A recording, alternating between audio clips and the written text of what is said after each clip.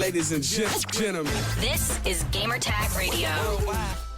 All right, ladies and gentlemen, we're here at Gamertag Radio, and joining me we have Paris Lilly here. Paris, what's up? Hey, how you doing? All right, and we have a special guest. We're going to be talking about the Xbox 360 20th anniversary and, of course, other industry topics. The legend himself, Peter Moore. Peter, how you doing? I'm doing great, Danny. How are you guys? Everything's good. Good. I know the last time I had you on the show, it was for the 20th anniversary of the Sega Dreamcast, one of my favorite consoles of all time. Yeah, now we just tipped 25. Yeah, it's been a while. Time has been flying, man. So how you been? I know I see you here and there, doing some speaking engagements here, but sometimes I also are you still in the gaming industry? Are you like here and there, or you're like done completely? No. I advise 4 gaming developers, early startup developers, and where they're heading. I think most prominently right now, Reality Games, which has got a Monopoly license for Monopoly World, which is kind of a geo-based Pokemon Go, except Monopoly. And I'm working with them. We're excited about, obviously, the Monopoly IP in games right now is huge once again. So I do that. But yeah, no, my number of my kids are working for EA and Future in the UK. So yeah, no, it's all. There's no escaping the industry. There's no. I see that. Yeah, no, exactly. Now, I want to start the start of the conversation. I'm going to go way back. I know when there were the days that you were at Sega. When the conversation came about when you decided to make that change and go start working at Xbox in those early days? Yeah, I mean, we were going through, obviously, with the demise of my beloved Sega Dreamcast, we were going through a difficult time as the company was. We announced on January 31st, 2001, that we would be transitioning, Sega worldwide, would be transitioning to be a third party, taking our intellectual property to all platforms and no longer being a first party. It was a tough day. That's unfortunately, let a lot of people go. But, and we had this then period where we had to then kind of retransition the entire company on a worldwide basis to be that third-party publisher and taking great content, Sonic, obviously, Golden Axe, Altered Beast. I mean, all of these great things, even the Crazy Taxis of this world, and to other platforms. And Xbox were I think, the most prominent, helping us out through a very difficult time, supporting us, putting content on the original Xbox, and really, stretching out an arm of support and saying anything we can do to help you, because keeping Sega healthy and vibrant is good for the industry. Next thing I knew, Robbie Bach and I had formed a great relationship, but it got a call to head up very quietly to Seattle to have lunch with Steve Ballmer. And Steve and I kind of hit it off over an hour and a half lunch. And, he infamously said to me, look, we don't have people like you here, meaning gamers, people who can stand on stage and talk about the industry, be the front person. Robbie was really good at that. Jay Allard, you might remember as well, but just missing some pieces in the jigsaw puzzle. And I'd kind of been going nose to nose with PlayStation for a couple of years at this point at Sega. So Robbie had recommended me, and the next thing I know, I leave Sega, and I'm on a Friday, and I'm at February 3rd, 2003. I'm at new employee orientation in Redmond, Washington, with my new blue Microsoft badge. Nice. And that was right before Xbox 360 and everything, so that's really cool. And Paris, you have any questions? So, Peter, I want to also take you back in the time machine, but before I do, I do want to also mention the Dreamcast, that it was simply ahead of its time. As far as I think about where gaming is today, and I think about gaming consoles today, a lot of those innovations started with the Dreamcast, and it'll always have a special place in my heart. But you talk about 2003, you talk about once you transition to Xbox. Another little side note, my first memory of seeing you on camera was, and God, I can't remember if it was called G4 back then or what it was, but you were with, she was Tina Wood at the time. Oh, yeah. And Laura Foy. You're on their show and you're hyping up the Xbox and just talking about all that. And I was like, man, maybe this Xbox thing really will work. Look at this guy. He's got me excited about Xbox. But a question I've always wanted to ask, and since we're talking about the 20-year of Xbox 360, I was lucky enough to go to 0 Hour, which was the launch of the 360, and actually got to meet you and Jay Allard. I still have a picture with both of you at that event. But the question I've always wanted to ask, who came up with that idea? Because in my mind, it's the greatest gaming event ever. So who had that idea and what was the origin of it? The origin of it was we're probably the summer of that year. So 5 months before launch, I can see it now, sat in a conference room in the Millennium campus that was outside. We, the Xbox team, were not in what's known as the Borg. We were not on part of the Microsoft campus. We were kind of little rebellious. We had our own little campus. And in Millennium B, conference room 1216, I can see it now, talking to the team, which is as we're thinking about launch, and we're starting to think about the concept of how do we make sure we put our gamer front and center rather than do the traditional, which quite frankly I did at Sega, on the VMAs and really focused on the retailer. All of our efforts prior to that was on the retailers. How do we turn our efforts towards the gamer and make something special and cool, innovative that hadn't been done before? A little risky for a lot of reasons, but and we came up with this concept then of why don't we go find somewhere in the middle of nowhere, in this particular instance, Palmdale, California, and give it this kind of Area 51 vibe of mystery and what's going on here. But it was very much the concept of gamer first. And, our mantra was the Xbox 360 was a living entertainment experience powered by human energy. That was the line everybody knew. And the human energy was the gamer. It wasn't Best Buy, Walmart, Target. It was the game. Right. And so we felt we could do something different and innovative and put the gamer front and center. And 0 Hour, for those who don't know, was literally in the middle of nowhere in the Central Valley of California. There you go. There you go. Play. 0 Hour. Yeah. And it was the night of launch. And as you know, we found these massive airplane hangars and decked it all out. This fluorescent green vibe. It was very much Twilight Zone-ish. And hundreds of beanbags, hundreds of demo. Yes, the beanbags. All at the launch. And we pulled it together in just a few months. A lot of people had to work really hard to get it done. It hadn't been done before. Dealing with gamers, all kinds of liability issues.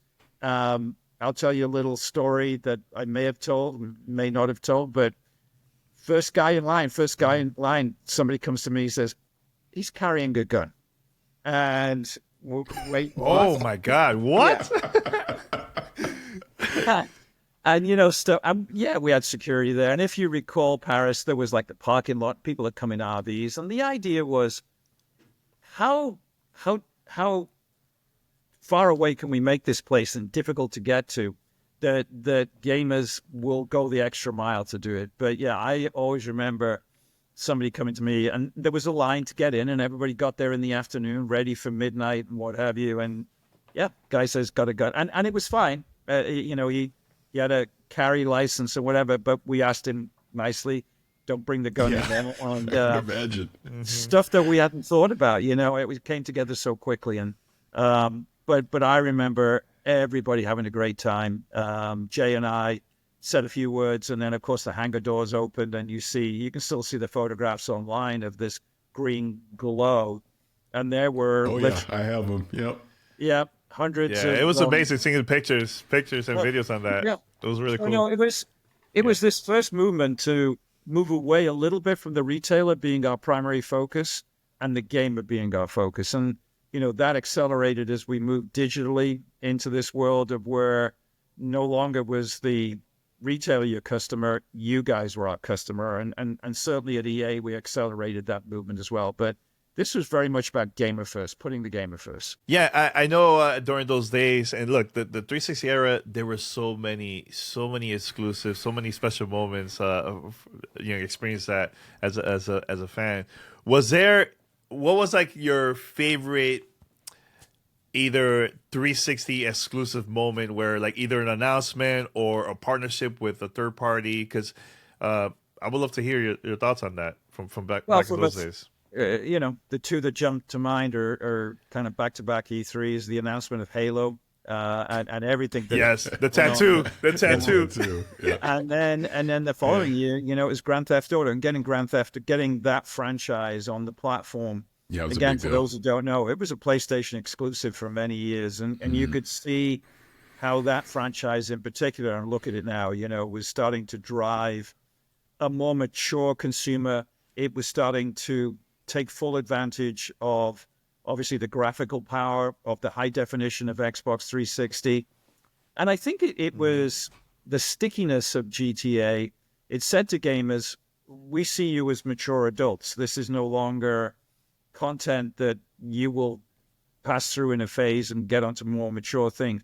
GTA, as controversial as it obviously was at times, if anybody remembers Hot Chocolate, but I think it signified a maturing of the industry, no pun intended, and put us on par with movies and music and kind of during that period or a little bit before that period, we were fighting for respect. We were the root of all evil in society, we being gaming. And, I spoke in Senate hearings in Washington, D.C. on behalf of the gaming industry to, make sure people understood this isn't some, polluting of young boys' minds. This is a legitimate entertainment medium that is interactive in nature and was about to be taking full advantage of the internet in ways even movies and music weren't. And that was that moment in time during that period. So, question I have, and you've talked about this in the past as far as making the decision to up the memory in the Xbox 360 at the time. Obviously, the red ring of death that has been highlighted many times over the years. But something, again, I've always been curious about is the decision to end the original Xbox generation early and launch 360 essentially a year early in 2005. What went into that decision? Was it just the competition of trying to get ahead of Sony?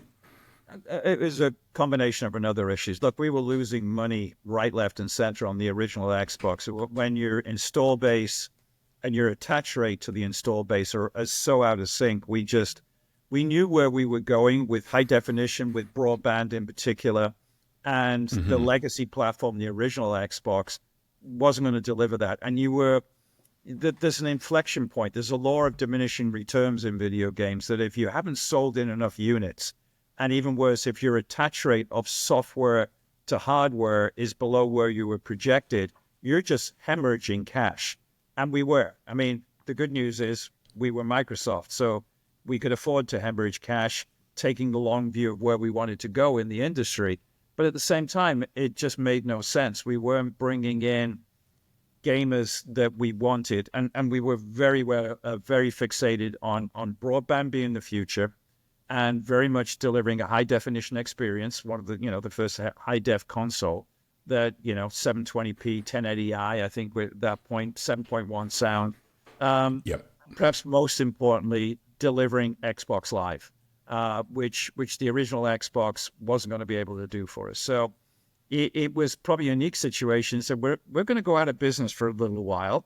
And, we're still going to support you to have Xbox. But typically, as you know, it's like there's a seamless transition, hopefully, from one console to another that companies do. We just said we're not making any of these anymore. Plenty of notice to the gamer. And we wanted to also... The relationships that our very talented third-party team there in Redmond had built with all of the publishers, both Western and Japanese, was very much we wanted them focused on Xbox 360. Xenon, as it was at that time, but Xbox 360. And so you wanted your game publisher development partners to, here's our dev kits, here's the early dev kits, and forget about this thing and focus on this thing. And you know, as history tells us, it worked out very well. Yeah. Speaking about Japanese, man, how was it for you in those days getting those opportunities working with new partners in Japan? Because they were always focused on working with PlayStation. Was it really difficult to get them to support Xbox in those days? Xbox 360? Yeah. I mean, look, the numbers worked in the end. Yeah, I mean, look, I've been over there for 5 years prior at Sega, obviously, and was very aware of the Japanese market and the roots and the incredible loyalty the Japanese gamer shows to his or her gaming companies, both publishers and hardware. It was never going to be easy, but we spent a lot of time going over, sitting down with the Namcos, the Capcoms, the Konamis of this world, and laying out a vision for what we would be, particularly the world of the internet and high-speed broadband, and then laying out a longer-term vision of, you know, bigger hard drives and having more content, and having this vision of a different business model that was less about, here's your getting whatever it is, 50,000 yen for the game, and move on to the next year. No, let's figure out how we can engage the gamer through online, through services like Xbox Live, 24 hours a day, 7 days a week. And to the credit of many of these companies, they bought into that. And not to say that they walked away from PlayStation, obviously that wasn't the case at all. But they saw Microsoft coming in as healthy for the industry. Now you've got two financial juggernauts in Sony and Microsoft going at it. In the old days, obviously, it was Sega and Nintendo. Now, Nintendo's still there and, boy, flourishing every day, obviously, today. But having technology companies come in and who grasp the opportunity of the future, grasp and understand memory, broadband speeds, and build out software. I mean, PlayStation struggled at first, and that allowed us, I think, a good 12 months to 18 months lead with Xbox Live. And we took full advantage of that lead and built out this kind of network effect of all of a sudden, if you're in the schoolyard and you didn't have an Xbox and weren't playing Halo 2, you were out of it a little bit. And so that allowed us. Yeah. So, it allowed us that head start. Obviously, the pricing advantage we had as well. And we were just hell-bent on my mantra was first to 10 million units wins. And I always remember saying that and was quoted on that. But I felt that you get that tailwind behind you, the network effect of great content, the third parties coming over to your side even more. And that's what happened. I mean, look, it was a great period because both the PlayStation 3 and the Xbox 360 flourished. And when you look back now and the numbers were immense, and I think somewhere in the region of 120 million units each, sold through, which is phenomenal for the industry. And I think that the impact of that period still exists today, of bringing all of those gamers in this somewhat of a golden period for gaming. Yeah, I remember. I remember. The reason why I asked that question is because I remember there was a lot of like RPG games from Japan. I remember some of them first party, some of them not. Lost Odyssey, Blue Dragon. I remember being at E3 when you guys made the announcement of having Final Fantasy for the first time into the platform. I go like, oh, this is looking good, So, yeah. Yeah, look, Go for it. Panzer Dragoon, if you remember that, and you've got classic. Yeah. Classic. What you look at, you're looking at your gamers and you're going, all right, we've got the shooter, if you will, with Halo. We absolutely, but you didn't want to be, and we always were not paranoid, but we were always conscious. You didn't want to be the shooter box. So the way it was working is you need to grab that action adventure fan. You need to go get that. Maybe there were JRPG, Japanese role-playing games. Is there an MMO that you need? And all of this what we tried to do in particular with the launch portfolio for Xbox 360 is bring as many of those different cohorts and genres in to say, this is my box, particularly move them away from PlayStation. No, absolutely. And you kind of started talking about just kind of where the industry is now. And I do want to touch on that. But I find it interesting that you left in 2007 because it doesn't seem like you did. It seems like you were there longer than 2007. But essentially, you left Xbox, in my personal opinion, in its greatest year ever. You left it in good hands because I think 2007. Other than the Red Halo Rings 3, of Death, BioShock. yes. Yeah. Well, you'd recovered from that at that point, right? You obviously made the decisions that you needed to make to recover from that. But 2007 was, and again, my opinion, probably the greatest year for Xbox.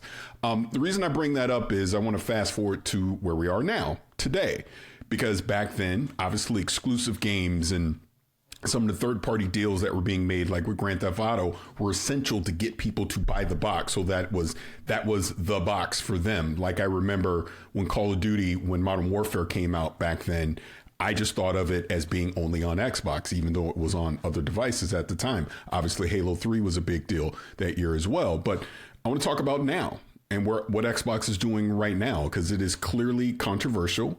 It is somewhat disruptive to what they're doing. So I'm just curious of your perspective of this multi-platform strategy for Xbox, but still wanting to make hardware at the same time. What's your perspective on that? Look, the industry has evolved, has matured. I like to think we weren't quite the pioneers, but certainly, I think gave the industry credibility. We thumped our chest at what was the IDSA in the old days, the ESA, E3 in the early years, the early 2000s, was a phenomenal platform for us to get off the back pages and to get on the front pages and to be taken seriously as an entertainment medium.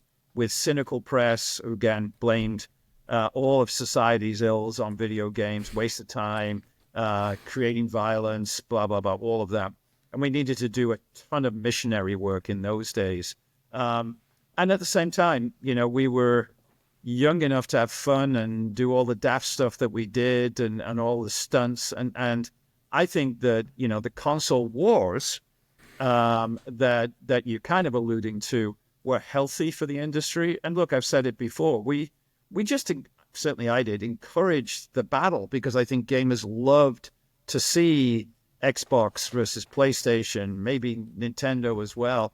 And that I think was a rising tide that lifted all ships there. It's different today. And when you see that, look what's happened with the acquisitions or the consolidation, and what Microsoft, and I still say, if they had the choice, would they make hardware? No. Would they be delighted if they could be a multi-$100 billion entity delivering content directly to your television, to whatever monitor you choose to play on? You bet. And in the classically Netflix model, if you will, you just select who's playing this. Right. 5,000 people playing this. I'm going to jump in right now. No latency, no lag. You're in, and there doesn't need to be a box between you and your controller and the TV set. But still, consoles are, as we're seeing, particularly with Nintendo now, people love their hardware. The acquisition of Activision Blizzard changed things, I think, I know at Microsoft. And so this is not the old days of the console wars and punching each other and trying to steal customers and trying to get market share and build your attach rate. Right. This is bigger than that in an economic sense. Has it lost a little bit of the feistiness that the industry, I think, fed upon and grew upon? I think so. Yeah. I mean, and look, I've been gone from the industry 8 years. I left EA to go to Liverpool in 2017. So it's been a long time.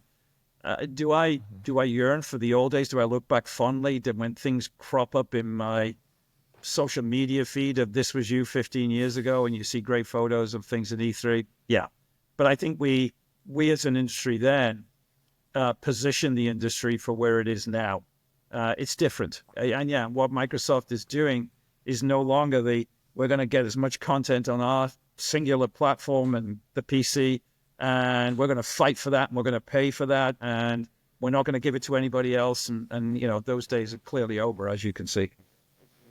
Yeah, you know what you remind me right now is I know you mentioned PC, but it reminds me of Games for Windows party at E3 2007. Paris was there. It reminded me you guys were really pushing the Xbox, PC and all that at that time. What you think of Xbox and PC gaming now today, in your opinion, compared to like those days back then? It was just like I say, it's different. It's if you'd have told me then that Microsoft's the biggest financial acquisition of all time would be a gaming company, I'd have laughed. I mean, we struggled even internally during that period with people, parts of the company that thought this was a waste of time. This was very much, the kind of Windows into Internet Explorer period. And Microsoft was not an entertainment company, and it was our job to get it in the living room. In simple terms, the concern was, again, you look at it now and you kind of scratch your head that Sony was going to own the living room. They had music, they had cameras, they had televisions, the Trinitron. I mean, you think about it. Now, today it's different, and competition from all over the world. In Sony's case, Samsung and LG pounding on them at one end, Microsoft coming at them on the other end. Kind of a pincer movement that squeezed them. But Microsoft, were worried that we would be forever relegated to the office or maybe your laptop on your desk, but would never, ever have a ticket to the living room. That's where, and Bill was always, pounding on the desk of this was we need to get into that living room. And it was very clear once high def was coming in and the graphical quality of what we were delivering at that time, blowing people away. When I think of Gears of War and Cameo and, again, 15, 18 years ago, whatever we are, 18 years ago, it's just, these were things, and just an example, Best Buy were calling for our demo units into the TV section because the Xbox 360 was the only device at that moment that was delivering high definition content. So they were showing off their high def TVs with games like Cameo. Gears of War would have been a little rough in the TV section, but Cameo certainly fit that bill. So, yeah, I mean, look, it's a different industry. The stakes are higher, and technology continues, that ever-flowing river of technology continues to flow, and it's a different time and a different place. So different business models have evolved. And yeah, if you'd have told me that stuff that would be owned by a first party would show up on other platforms, that would be contrary to the fight that we were, battling at that time. You know what? I just remember now going to E305. And this is first time I got to see you. You were walking with Steven Spielberg. You were showing him Condemned and a couple other games there at the booth. I remember that. But one thing that I realized, and still to this day, I was always wondered, why in the world you guys had a Mac? Was it like a Mac PC? Was it like a Mac computer? Oh, is that okay? behind the demo of each 360 game? But it was very controversial because they were like, "Wait a minute, Microsoft and having a Mac computer there?" The dev kits, the early dev kits, and I'm going to embarrass myself. I think they were G4s. I mean, it's a long time ago, but 22 years, But yeah, they were Macs and they ran hard and hot. I remember that. Eventually we moved on to, fully contained dev kit. But yeah, in the early days, they were Macs. And I don't think we tried to hide them.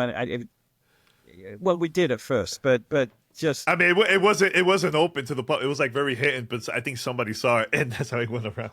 Yeah, if you look, the thousands of developers knew that it was running on a Mac, so it's not like a big secret, So, but yeah, those were the early.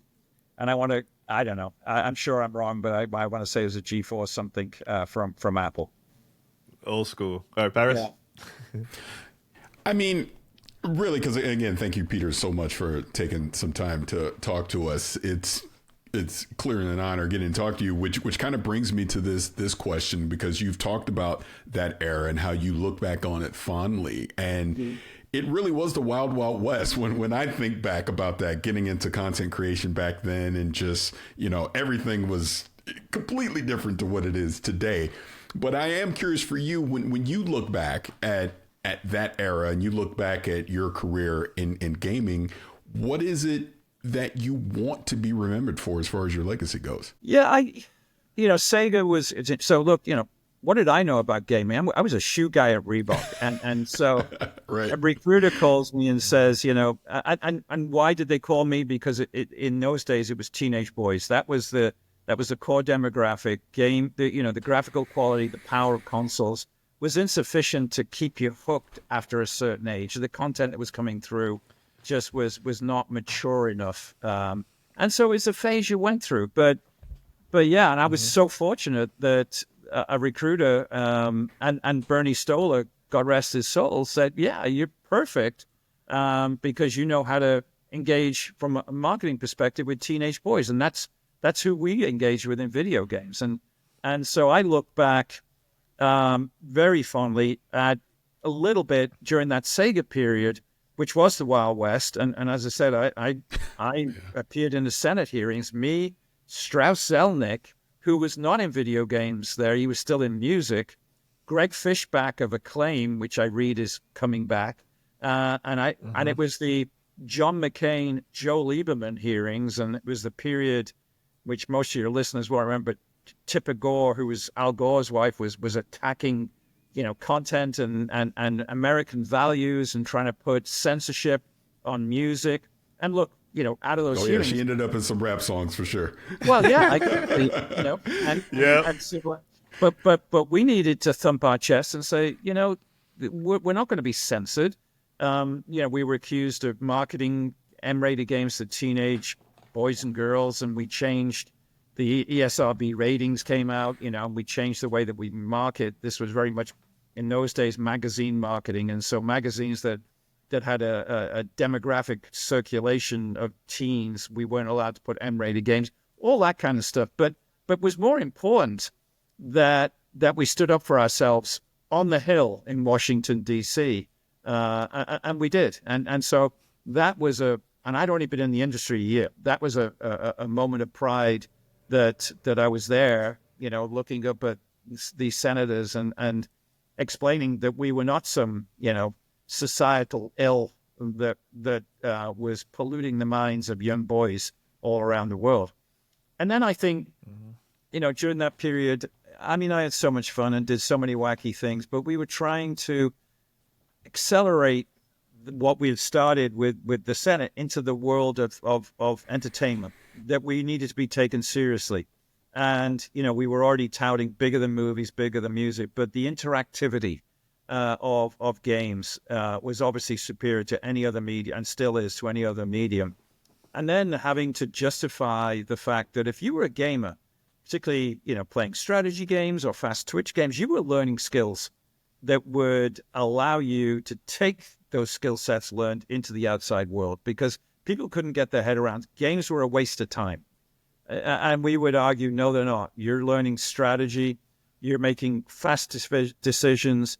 As sports games came, and look, the world in my later years at EA Sports, we constantly did research to prove that if you picked up a controller and started playing Madden, FIFA, NHL, NBA, Tiger Woods golf, you were likely to become a fan of that sport and then a student of that sport, because games became deeper and more strategic, and Ultimate Team comes out. So you research the real sport to become better at the virtual sport. But it made you a lifelong fan. And the leagues, to their credit, in particular, I always remember Roger Goodell, commissioner of the NFL, always showed up at our meetings in New York when we came to show him the latest build of Madden, had great questions about, how's this being received? Where are we seeing online start to power this? All of that stuff. So I take, and I could go on for another half hour, but I take pride in those moments, those beats, that when you look back at them retrospectively, how we got gaming to where it is today.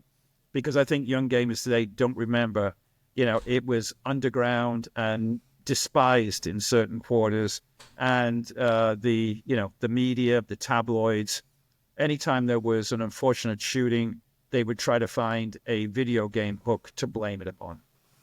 And still do. Yeah. And you know what? I also just remember too.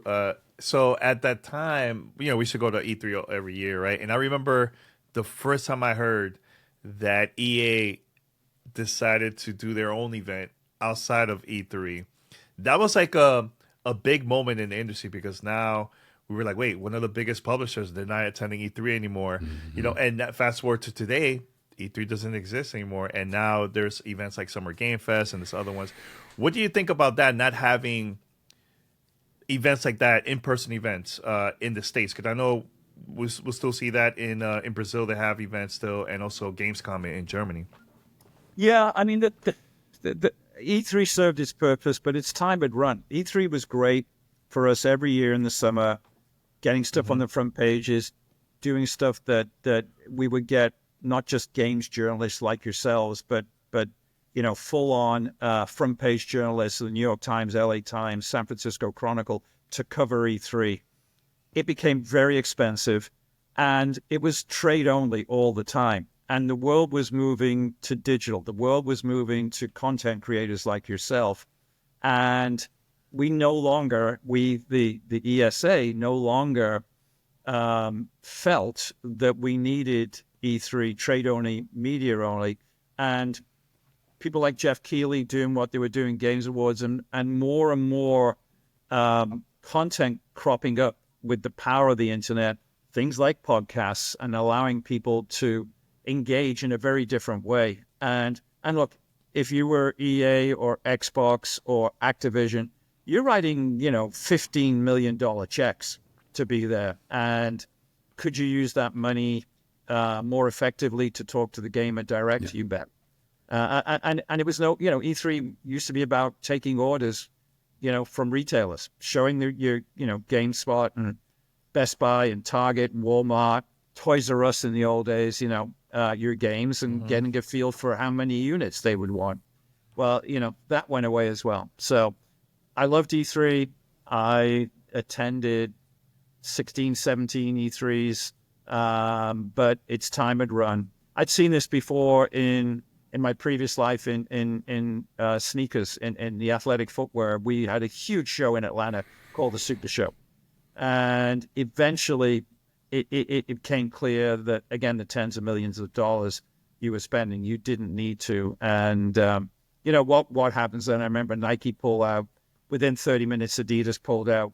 I was at Reebok. We quickly pulled out. And then the way that you interact with your consumer was changing rapidly. And the internet, of course, and platforms, social media starting to rise. And so that's what happens with trade shows. Particularly in a digital industry like ours, having a physical trade show, expensive and ultimately didn't make any sense. So, final question from me, and before I get to the question, I just have to say this. One thing that I always respected and appreciated about you, I don't know how big of a wrestling fan you are, but when you did the Halo tattoo and then obviously the Grand Theft Auto one after that, you sold the gimmick. You never relented. You never rolled up your sleeve to show it wasn't there or not. I always respected and appreciated that.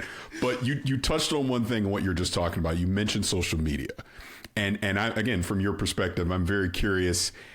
How do you think social media has impacted gaming in the industry? Not only how, you being at EA and Xbox before that, how you're presenting a game to the customers, but also how we're talking and engaging with these games, because it seems like with social media, it's a 24/7 cycle now, as far as constantly everything is being talked about, discussed, dissected when it comes to the industry.